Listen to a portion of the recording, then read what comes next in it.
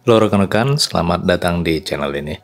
Video kali ini rekan-rekan kita akan membahas terkait dengan peluang honorer teknis dan honorer guru tidak tetap bisa diangkat menjadi aparatur sipil negara, apakah itu P3K maupun PNS tanpa tes.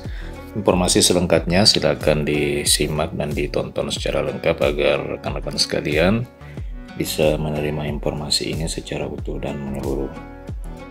Rekan-rekan, undang-undang tentang aparatur sipil negara yang baru saja disahkan diharapkan bisa memberikan jalan yang mudah atau memuluskan pengangkatan honorer tenaga teknis ataupun guru tidak tetap.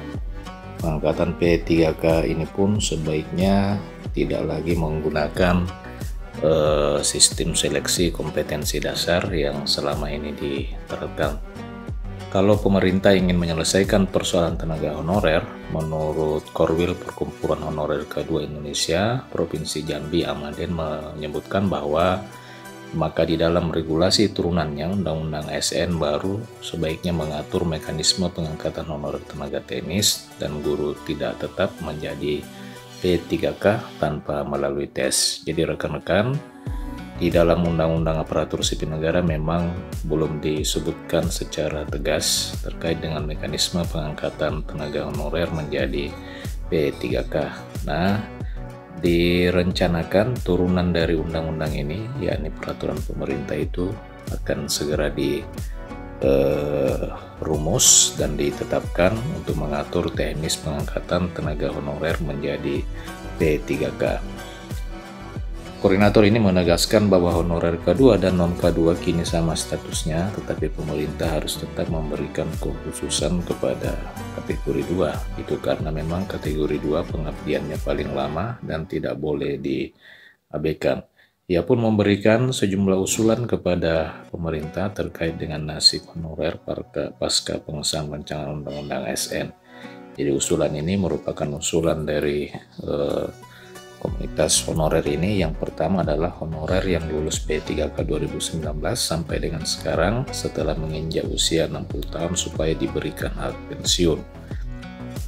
Kemudian yang kedua, tenaga honorer K2, yakni tenaga honorer teknis administrasi serta guru tidak tetap yang tersisa dan masih bekerja di instansi pemerintahan itu bisa diprioritaskan untuk diangkat menjadi aparatur sipil negara, yakni pegawai negeri sipil dan P3K tanpa melalui tes. Ini memang diusulkan bahwa honorer tenaga teknis, administrasi, dan guru tidak tetap yang tersisa dan masih aktif bekerja di instansi pemerintah itu selayaknya bisa diprioritaskan untuk diangkat menjadi ASN, PNS, P3K tanpa melalui tes. Usulan yang ketiga yakni dalam pengesahan rancangan Undang-Undang ASN yang baru saja pada tanggal 3 Oktober yang lalu, pemerintah sebaiknya mengangkat honorer tenaga teknis ataupun guru tidak tetap tanpa membedakan usia dan pendidikan harus diberikan hak menjadi aparatur sipil negara di dalam peraturan yang baru ini. Nah, rekan-rekan, usulan yang ketiga ini maksudnya adalah honorer tenaga teknis dan pengangkatan honorer teknis ini tanpa membedakan usia dan pendidikan itu diberikan hak untuk bisa diangkat menjadi pegawai negeri sipil ataupun pegawai pemerintah dengan perjanjian kerja di tahun ini.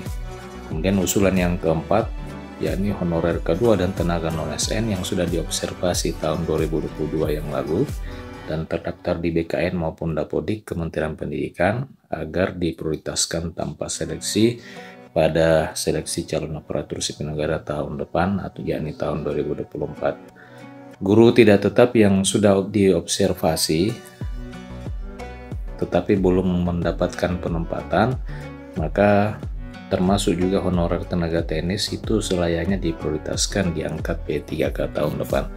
Nah, rekan-rekan, inilah usulan terkait dengan rancangan Undang-Undang ASN yang mengusulkan bahwa pengangkatan honorer itu menjadi ASN baik P3K maupun PNS tanpa melalui tes. Bagaimana tanggapan rekan-rekan? Silakan dituliskan komentar rekan-rekan di kolom komentar video ini.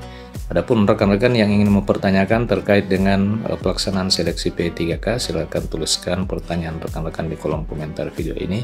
Insya Allah saya akan menjawab melalui video-video saya selanjutnya. Terima kasih rekan-rekan telah menyaksikan, sampai jumpa di video berikutnya.